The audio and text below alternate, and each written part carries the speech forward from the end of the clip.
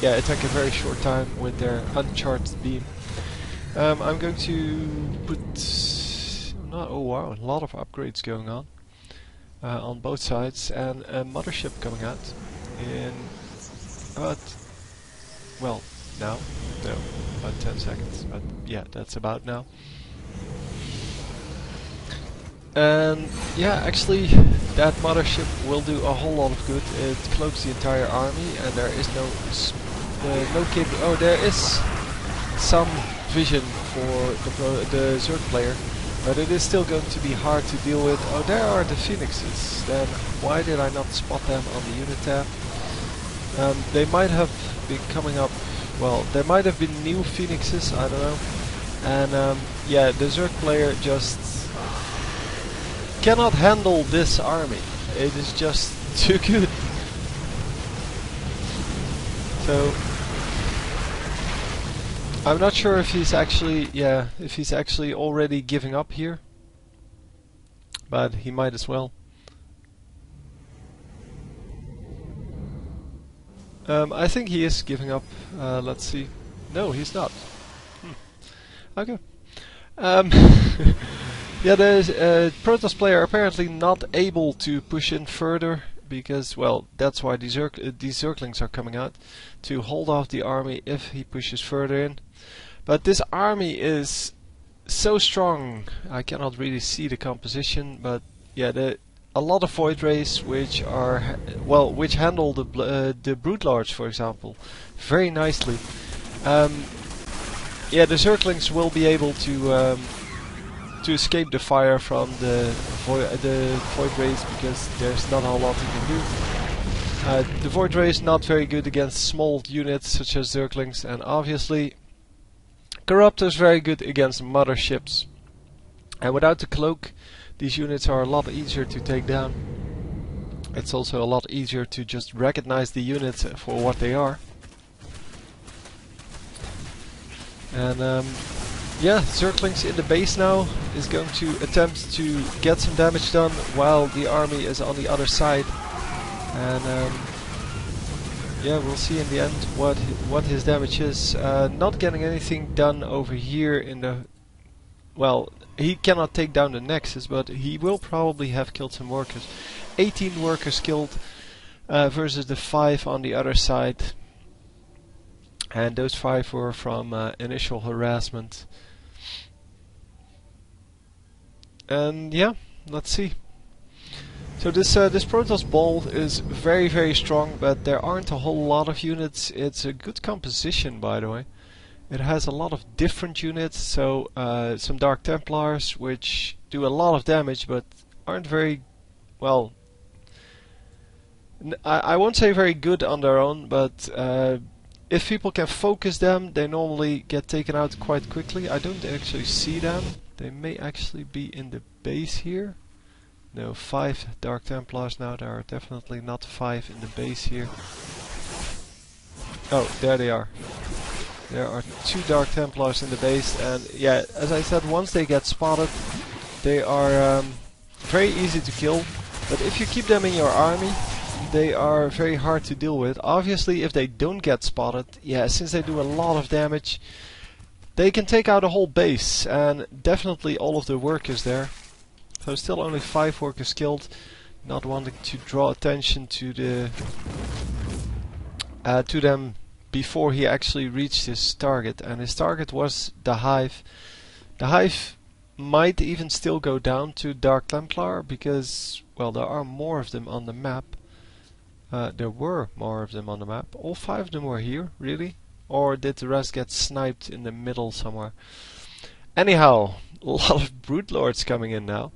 Brood Lords, yeah, we saw in previous games, not that good against some army compositions, but yeah, in this case they would be very good against the Colossus and the Zealots, and even some, well, you could motivate against the Stalkers, but the rest is really just going to focus them down if they get the chance. And they first are taking out all of these Corruptors, and especially with the Void Rays, that's very quickly done. Wow, Carrier out now. And I think these Brood Lords are now done. They don't get to do a whole lot else because they cannot attack the Void Rays, and yeah, the Stalkers should just get out of there. But the Stalkers are staying in, and yeah, that was definitely not worth it for our Zerg player here. The Corruptors taken down very quickly actually by the Void Rays. I didn't know they could actually die that quickly to Void Rays. So we see the Dark Templars over here, Archons being created, and yeah, a lot more Void Rays, or not Void Rays, Corruptors coming out, a few Overseers, and yeah, not sure what the best army composition would be against this kind of brutal army, because they're all really big units. And if they stick together, it's really hard to focus on them. They aren't really fast, so these small Zergling attacks will still do some damage. But yeah, well, Zergling attacks are very easy to well, to make profitable, to make efficient, because Zerglings are so cheap. And yeah, if you can take out like 3 probes with a Zergling attack, then normally it is good enough. And yeah, 21 workers killed is still not a really big deal, but it is getting there. So both players now on the same amount of bases, well, for a while now. And let's have a look at the income. So the income for the Zerg player a lot higher, and that is because he just has more harvesters. And wow, Hydralisk coming in to snipe these turrets, and when the army finally arrives, he's just going to fly and run out of there, only losing 1-2 units. So Overlord and a Hydra. But now going to engage on this. The carrier should definitely be focused here, because it is a really scary unit. But yeah, then again, so are the rest of the units. But, oh, there are a lot more carriers. Never mind. I thought they were Void Rays, but everything is scarier. And yeah, the carriers are just really scary units. They are very big, also very hard to deal with. So they do a lot of damage. They have a decent amount of HP, but most importantly, they shoot out the interceptors, which are, well, the things that you actually get to see. The carriers are only further in the back and far more protected than the average unit. So yeah, as I said from that earlier game, I don't think the Zerg player can actually come back from this, because this Protoss ball is just so strong. But he decides to go for Zerglings to make sure that he can invade bases quickly, and even if he loses all the units, it's not a big problem. Getting a few infestors in there, but the infestors are just very slow units. They do get sniped very easily, while the Zerglings are doing all of the damage. And I think, yeah, they're going to take out this Nexus, which is a big deal, taking out 2 bases. And Protoss not rebuilding it for now. Oh, he does have the minerals to do so. But he's not rebuilding, so losing 2 mining bases. This one already down, probably due to Zergling attack as well. And a new Nexus coming up here. No new Nexus here yet. And this base is almost mined out. There are 3 mineral fields with about 200 each, and a couple of probes that are doing nothing because the assimilators are dry. No more gas to be mined. StarCraft's Brood War, you could actually mine until the game was over, but they decided that, well, in the end game you just don't get any gas from the geysers anymore. You would be able to mine at a significantly lower rate, but still you got all of the gas that you could possibly want, and especially for Protoss that was kind of useful, because you got to make Archons, which are mostly gas balls anyway. And you got to make a lot of those in the late game, even if you are out of minerals. So yeah, the whole Zerg unit composition has to retreat, and yeah, since this is kind of a, well, StarCraft, I mean, it's kind of a game that spirals out of control. Once you get a small advantage, you can build it into bigger and bigger advantages if you play well. Yeah, this small advantage he got from that early, early game win, when he wiped out the whole enemy, the whole enemy army, without losing too much on his own.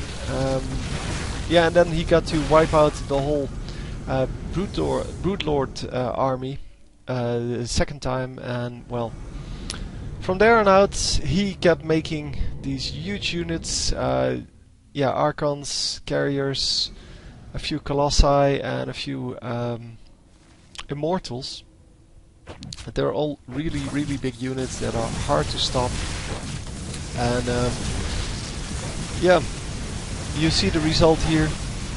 It's pretty much impossible for Zerg to keep up with this amount of damage, and yeah, especially because now the Protoss has started to take out bases, and is going to get this base as well. There's nothing that the Zerg actually has to deal with that. If we look at the unit tab, he has a few corruptors, a few roaches, but yeah, 11 roaches, not enough to deal with any of this.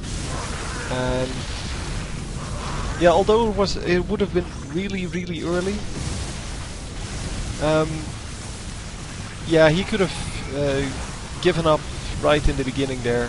Obviously, he still had a chance there if he got a lucky attack in with his Broodlords, and the Protoss made a mistake somewhere, had his army in the wrong position of the map, and the Carrier is actually going to take out these Corruptors that are in the middle of nowhere. In the meantime, losing the Infested Pit,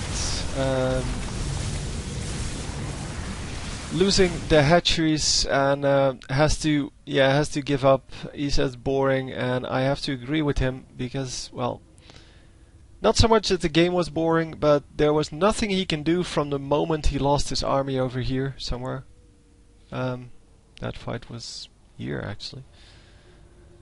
Yeah, the second fight, after the first fight he might have had a chance, but then he decided to go all Broodlords, and yeah, lost his entire army. That was over here, not down there. He lost his entire Broodlord army without taking out anything, and that was, yeah, that was it. There was nothing he could do from then on, and the game spiraled out of control. Lots of carriers for our Protoss player. He has 10 carriers left, 76 interceptors. Yeah, that's not something you can deal with very easily. Anyway, hope you enjoyed. I'll see you next time. GG.